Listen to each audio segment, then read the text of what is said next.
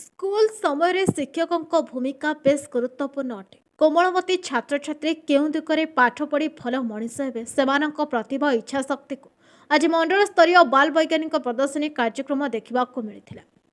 एरसमा block Utkalmani Gopabandhu विद्यापीठ कोठी निमल ठारे एरसमा video Dasharathi जेना मुख्य अतिथि सम्मानित अतिथि जगतसिंहपुर जिला सांसद विभू प्रसाद तराई बीओ अक्षय कुमार बेहरा एबीओ लियाकत अली निमाईचरण मल्लिक और द्वितीय पर्यायर एरसमा ब्लॉक अध्यक्ष लक्ष्मीप्रिया महापात्र प्रणव कुमार स्वाई स्वर्णप्रभा दलाई मनोरंजन महांती उपस्थित थिबा बेले गोपबंधु नायक सभा परिचालना करथिले। प्रदर्शनी को 72 प्रकल्प आसीथिबा बेले 7 प्रकल्प जिला स्तर को मनोनीत होइथिला।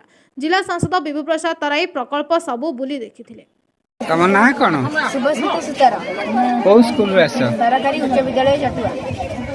अच्छा ये जो प्रोजेक्ट आनी छ ए विषय रे कहलो पृथ्वी एक जलीय ग्रह एହାର 3 भाग जल हेले 1 भाग स्थल एते भाग जल मध्य जल संकटर सामना करिछि।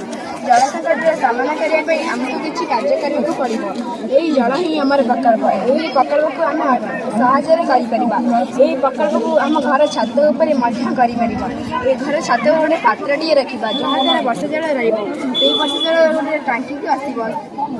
टांकी पे किछि खर्चा बने काले हारुपली तापरे बड़ा बड़ा गोड़ी रापटी गोड़ी तापरे सुंदर से प्रस्तुत होई जिवो। तो सेही टांकी रो पूर्व सेही टांकी अळी काठा से अळी काटी काटा आदि बस्तु जिवो। सारे स्वच्छ निर्मल पानी आ गोटे टांकी आसीबो। सेही टांकी रो बगीचा रे मध्य दिया जाय थाए और विभिन्न कार्य रे लागि थाए। एही जल भूतल भाबे संग्रह होई रही परिबो। एरसमारो धन्य कुमार सेठीଙ୍କ रिपोर्ट नायवती टीवी।